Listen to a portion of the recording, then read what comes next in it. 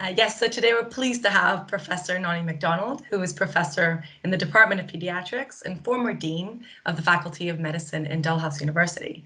Professor MacDonald has been a champion in pediatric infectious disease research and global health for decades, which has earned her the Order of Nova Scotia and Order of Canada in 2019, which is incredible. Amongst other interests, Professor MacDonald's passion also lies in microresearch, which focuses on building community-focused research capacity in developing countries. So we're really delighted to have Noni present on this work today. And the title of Professor MacDonald's talk is Building Local Community-Focused Research Capacity in East Africa and Elsewhere, where she reflects on 12 years of micro-research experience. So Noni, I'll now hand this over to you. Thank you, Karen. And I just wanted to add that I'm speaking from Halifax here in Nova Scotia, and we are on the unceded territory of the Mi'kmaq. I have no financial relationships with commercial interests to disclose. Dalhousie University pays my salary. So microresearch is about addressing Africa's health problems, one micro project at a time, and we've been rolling since 2008. Microresearch was co-founded by Robert Bortolucci, professor emeritus here at Dalhousie University, Jerome Kabachenga, who was the Dean of Medicine at Mbarara University of Science and Technology in Mbarara, Uganda, and myself in 2008. Well, first we were focusing on what is health, and the initial focus for microresearch was on maternal child health. And we really focused a lot on healthcare services, but then we recognized that we needed a much broader perspective. As all of you are aware, I know of the Millennium Development Goals, and since 1990, maternal and child health mortality has decreased by 50% worldwide. But the progress has been very uneven. Low-income country challenges are they've got 25% of the global disease burden, less than 1% of the healthcare professionals, and the capacity for local research in many low-income countries, they only have less than 2% of the global research funds. The other problem out of the Millennium Development Goals were many of the donor countries really focused on, in terms of research, on diagnostics and treatments of infectious diseases, clinical training for healthcare providers, and improved research infrastructures. This building here is the one Canada built at the University of Nairobi at their Infectious Diseases Center. But over all of this, they neglected local investigator-initiated research support. And there wasn't much research training in situ. It was all come away, we'll train you, and we'll send you back. Ooh, oops. I've lost my slides. Are you still there? Yes. And the slides are still there? Yes, we have the Millennium Development Goals progress up. Right. Okay. So if you look at this, the other problem was even by 2018, low-income country investigators were only less than 4% of the principal authors for policy, community and health policy and systems research publications coming from low-income countries. That's an embarrassment for all of us. And as one of our Ugandan physicians who had taken micro-research said, we find patients and collect data for donor country research. That's all we do. And that's just wrong. There's no opportunity for us to ask our own questions, to find solutions that fit our context, our resources, and our culture. Oops. So, low-income problem also for many low-income countries is a knowledge translation gap. In Africa, excuse me, for example, new knowledge is often not implemented, or sometimes it's the wrong information for them. So one example is antenatal corticosteroid treatment versus standard care for reduction of neonatal mortality. Well, when that study was actually done in Africa, more of the babies died in the intervention arm than did in the standard of care arm. And so the research didn't fit them. Also, we have a lack of champions to lead the change, lack of resources, and the inconvenient truth for all of us donors and governments are the daily demands often take precedence over changing practice.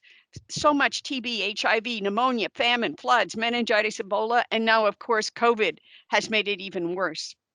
If you look at the under 5 mortality by the MDGs when we got to 2015, yep, we'd improved a whole bunch, especially in sub-Saharan Africa, but not anywhere near where we need to be. if we are really going to improve outcomes for under 5 mortality. So the problem really, and many are really, really understanding this now, it's not an equality problem, it's an equity problem. And where microresearch comes in is, it's about local communities identifying their own problems and then having a multidisciplinary team with training find solutions to those specific problems that fit the context, the culture, and the resources. There are parallels with microfinance. Microresearch is about small grants to people with good ideas for community-based health research.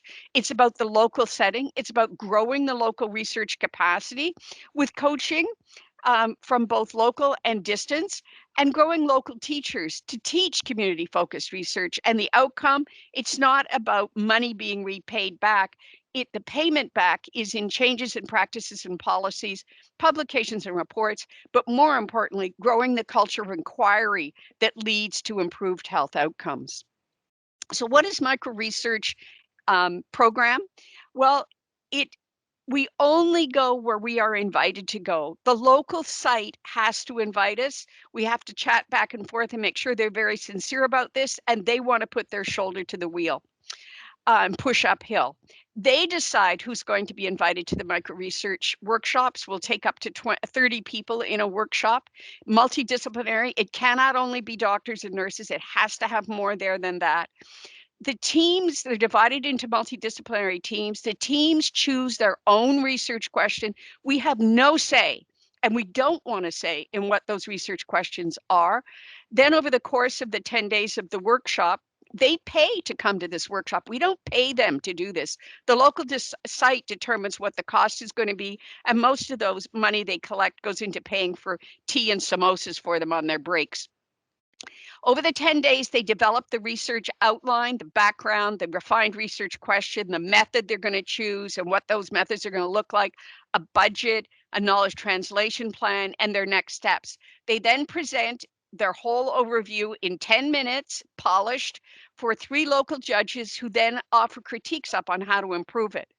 They then take those with the critiques and improve it, and they then put it in for a micro-research grant. We have 2 opportunities a year for you to do that. When they come in, those go out for international peer review, as well as 1 African reviewer. I choose the same kind of people that I would choose to review for CIHR grants. We then summarize those reviews when they come in, and the applicants are asked to address those concerns with their local coach.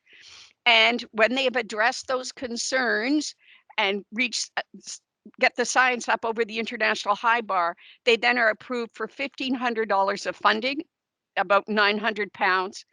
And then they go and get local IRB approval, and then they do the research. And after they've done the research, they have to write a report and do knowledge translation. They get the opportunity then to apply for another $1,000 to spend on knowledge translation. All of this takes about 18 months for them to do it. So let's look at why we offer such small grants. So we did some background needs assessment. We asked people in these communities, what are the 3 biggest challenges to developing health research in your region or community? Having health researchers was a big issue. Having them have the skills that they needed to do the research, and having the funding was the 3rd big thing that was blocking them. Then we asked, if you had $1 million from maternal child health research, how would you distribute it? Where would you spend it? And notice this, they said they would spend 33% on community-focused research, 24 to 25% on health systems research, and very little on the rest of them. I'm not saying nothing, but 55% on those 2 things so they could answer their own questions on their own problems. And if there was $100,000 at your site or your university health faculty, who should be involved in this research, and how would you distribute it? And again, very interesting to us, they wanted it focused on undergrads, graduate students and residents, and young faculty, not on people that were senior in their careers. And then how will the get best value for the money? What would you like it spent on? If you had $50,000 available to support a research projects, what would you do? Did you want one $50,000 grant at your university, which meant only 1 team got to get the money? Would you like 2 $25,000 grants? Or would you like $22,000 grants? And they chose overwhelming senior faculty and junior faculty. They wanted everybody to be able to get the money, not just one or two people. And that's why Microresearch is set up the way it's set up. So between 2008 and January of this year, we have trained 1,143 people. We did not set out to do this, but 47% of them are females. And as many of you know, in Africa, which is where most of our training is, women do not get to run and direct things. It's a hierarchical system with men at the top. 55% of them were nurses or doctors or midwives, but it meant 45% are other things: lab scientists, pharmacists, allied health, statistician, economist, social worker, psychologists, and the other. And if I'm going to emphasize the other 15%, engineers, lawyers, a poultry farmer came to do this, information technologies, librarians, accountants. So we've done 46 workshops as of January. As I said, over 1,100 participants in those workshops. Teams are 6 to 8 people with 3 to 4 teams per workshop. Out of those teams, 141 proposals were submitted as of last December. Of those, 120 of the proposals have been funded after revision. Of those projects, 42 have been completed as of December and 45 publications. Where are we? We've done training in Ethiopia, Kenya, Uganda, Rwanda, Tanzania, and also in Nepal and India. And we have been asked and are in discussions with folks in Ghana and in the Gambia. So what are some of the outcomes from all of these projects? So let me run through some of them for you. So this is just one example of how things really came together well. So Isha Grant is a pediatrician, is a family physician, pediatrician too. And her team's question is, why do babies die in the first week of life in rural communities in Uganda? You need to know, at the time her team was doing this study, the neonatal mortality data all came from babies that had been born in hospitals. But 60% of babies are born in the community. They're not born in hospitals, they're born in villages. So she wants to know why they died. And at that time, you know, many of these babies who died weren't even registered in the census, because if you don't live long enough to be in the census, you don't get counted. And after you're dead, no one talks about you at all. It's the way they mourn in most of these cultures. And so getting this information was really difficult. You and I would never be able to get it. She and her team went to Luwero district. They spoke the language. Some of their team came from Luwero district and understood the culture, so we were able to gain the trust of the women. They then interviewed 72 women whose babies had died in the first month of life in the previous year. And they did this using the WHO verbal autopsy form, which they had modified to expand the questions for neonates. As a sidebar, I'll tell you, after this project was finished and the questionnaires were validated, we took that expanded questionnaire to WHO, and they now have expanded that in their verbal autopsy form. So that's a pretty big payoff. Anyhow, of the 72 women that she was able to interview, and did the verbal autopsies, they took the verbal autopsy forms, gave them to 3 pediatricians independently at Makerere University, and then they asked them for, why do you think these babies died? And independently, they came together and said 30 of those 72 babies that had died from cord-related sepsis, or 42%. Florence's team down in Mbarara in Southwest Uganda, she independently, totally different project, totally different team, wanted to know what the traditional birthing practices were around pregnancy and birth in the Akoli tradition. And what she found was, and then they looked to see if these traditional birthing practices were congruent with what was recommended by the Ministry of Health and WHO, or were not. And one of the ones that they found was, one of the traditions is to put herbs on the umbilical cord, not the leave it dry and fall off. And these 2 teams came together at one of our micro-research forums, each presented their data, and they went, oh my goodness, these 2 pieces of data go together.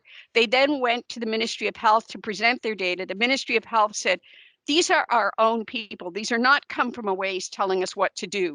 This is good science. See, this has been published in good quality journals. And then they asked them, what do you think we should do? And both of these teams said, it's very hard to change tradition and culture. So we need to do something that can work with that.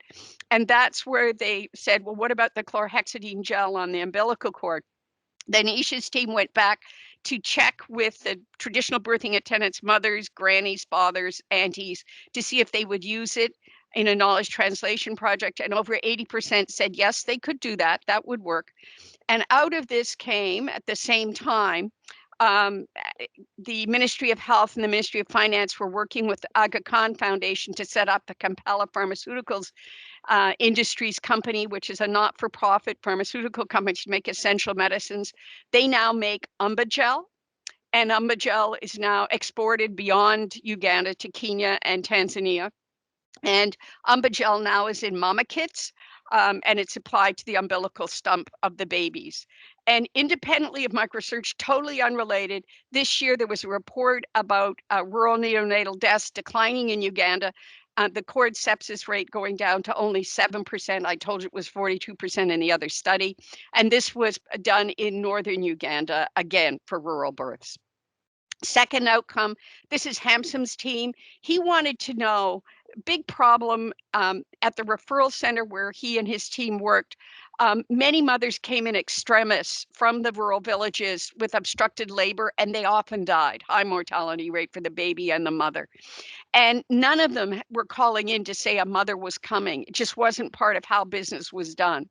So they wanted to know is, would the district health centers use a preloaded cell phone card and then call in to say that a mother was coming in with obstructed labor and would be there in such and such a time. And this was their randomized controlled trial mini micro-research project. And what they found out was, oh yes, those mothers did, those nurses did phone when they were given the SIM card. If you look at this, as you can see here, 67% called if they had the loaded cell phone, and 6% of those in the district who didn't get them called. Totally different. He's now going on with his team to do an RCT to see if this can be used to really improve health outcomes. Here's another example of a second micro-research project by a team. This is in Ethiopia. This was Gurma, and he wanted to determine the risk factors for multi-drug resistant TB in the Oromia district in Ethiopia. This was actually funded by their local medical college and things, but Microresearch did the mentoring because Gurma and his team had learned how to do microresearch in a workshop, and then they pushed this forward. Long story short, for the Mycobacterium tuberculosis, 60% of the sputum samples were positive. Of those, 33% were MDR cases. And what was different in their study and wasn't much in the literature was most of their cases, 60%, were in young people between the ages of 18 and 39. The other associated risk factors were very similar as to what had been reported in the literature before. But what was different here and very important, it showed up the importance of the local lab being able to detect MDR-TB by doing sputums on the right age groups of patients, and that it was not just in older patients, and that this was key if they were going to control the TB epidemic that was happening in Oromia district. And this was published in the Journal of Infectious Diseases. Here's another example. As I said, a number of our micro-research teams, after they finish, go on to write grants for another one. This, one of the people went on the high mortality rate, maternal mortality rate in Basheni district in southwest Uganda is obstructed labor. So they said, gee whiz, UNICEF is offering an opportunity for motorcycle ambulances. Maybe this could help bring the women in more easily and more swiftly than what's happening now, because there are no other ambulances. So she did have some concerns about this because it was motorcycle ambulances, but she tried to say, couldn't we have four-wheel ATV type ambulances? And UNICEF said, no, no, no, no, this works really well. Go ahead, apply. So they applied, they got it. The problem is when they were successful and they were able to fund 3 of these ambulances, the ambulances kept tipping over and running downhill. And you can see in the bottom picture, that's a road in Basheni district. That's a real road. And so, you know, after the mothers fell out of these ambulances, they didn't want to take them anymore. And this is a huge example of a donor gap in understanding that what they're offering doesn't meet the local needs. And The original stuff that UNICEF had been done in Bangladesh, which, as all of you know, is flat as a pancake. So of course it worked well there. What about follow-up? We wanted to know, after people had done their micro-research projects and the workshop, what they did after that. Okay, so we went back between 2011 and 2015, people who'd done 2011, 2015, a year later in 2016. So it was at least 1 year after your workshop to see what was happening. We couldn't find everybody. That's not a surprise. People change their email addresses all the time there. We were able to find 287, 214 of them opened them, and 98 responded to our survey. What we found out was, did microresearch impact your career? 88% of them said yes. Are you still involved in research? And I want you all to fall off your chair on this one. 85% said they were still involved in research. And this is in people who, at the onset of our workshops, we know because we do a survey, less than 15% had ever done any research before in their entire lives. And if they had done research, it was mostly as being a subject or recruiting subjects or collecting data for people, never driving their own project. And I will tell you, as a former dean of medicine, if I'd gone out 1 to 5 years after my master's and PhD students had finished, I don't know if I would find 85% of them still doing research. I just want you to think on that. This is opening up and expanding a whole group of people who were thirsting to do research and just didn't have the skills before.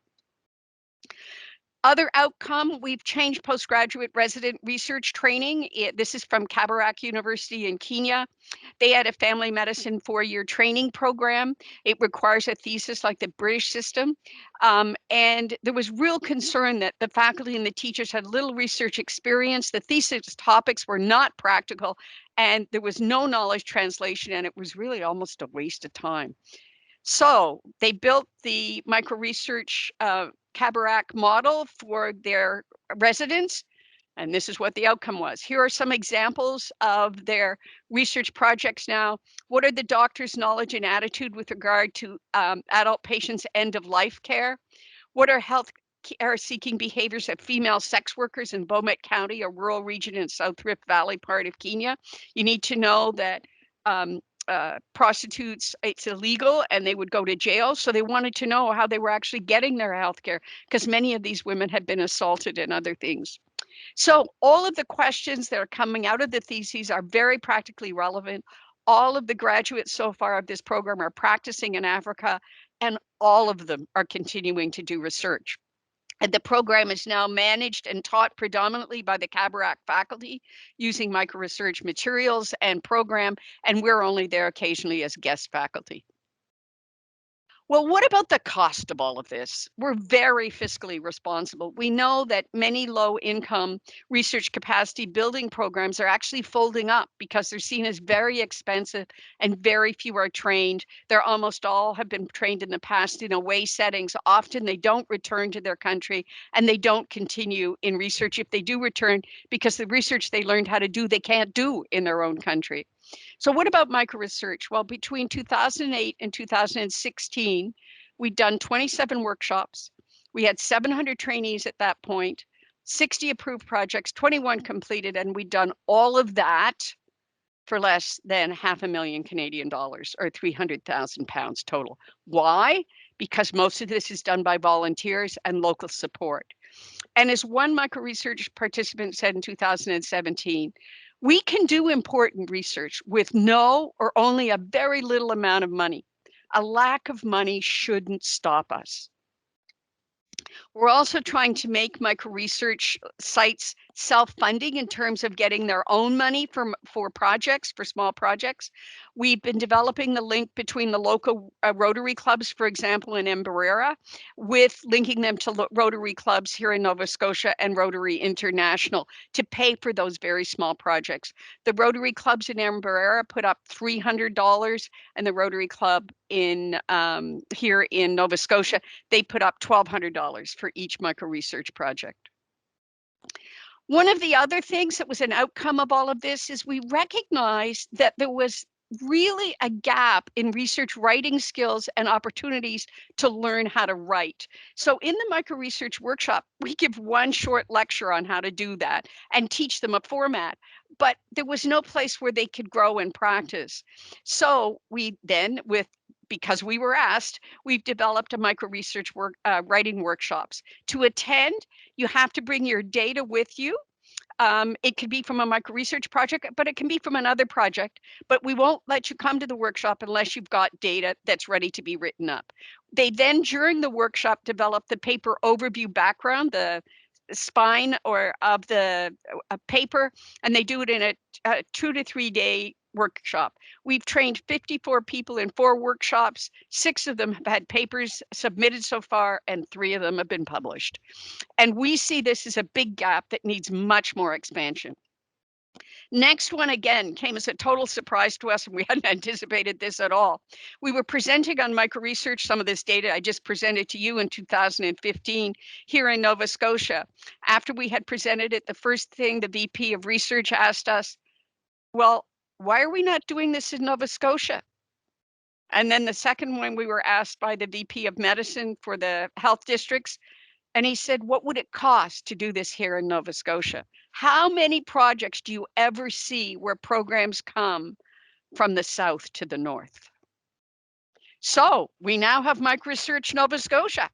We've done 9 workshops. We've had over 100 participants, and 6 projects are underway. It's been a little slowed down by COVID, but the arrow here is to point out our interdisciplinary here has been a bit different. We've had police constables come to take the micro-research workshops, and there's a couple of police constables in the larger part of the picture there. These, they're first responders, as they are in many high-income countries, and they have incredible questions that need to be asked. So what are the kinds of questions and examples for microresearch in Nova Scotia?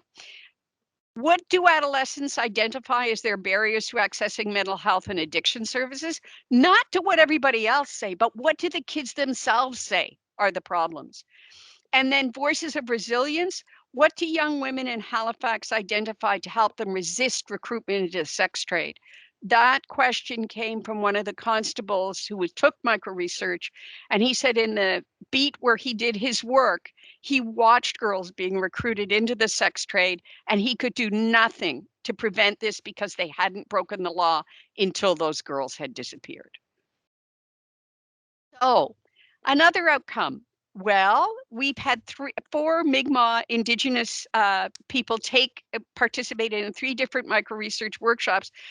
Every one of them said, Noni, why are we not doing this in our Mi'kmaq communities? So Audrey Steenbeek, who's a professor of nursing here at Dal, has been much involved in micro-research, and she's adapting Microresearch Nova Scotia Classic to fit the Mi'kmaq culture with a Mi'kmaq graduate student helping her, and the graduate student is doing it as part of her master's degree.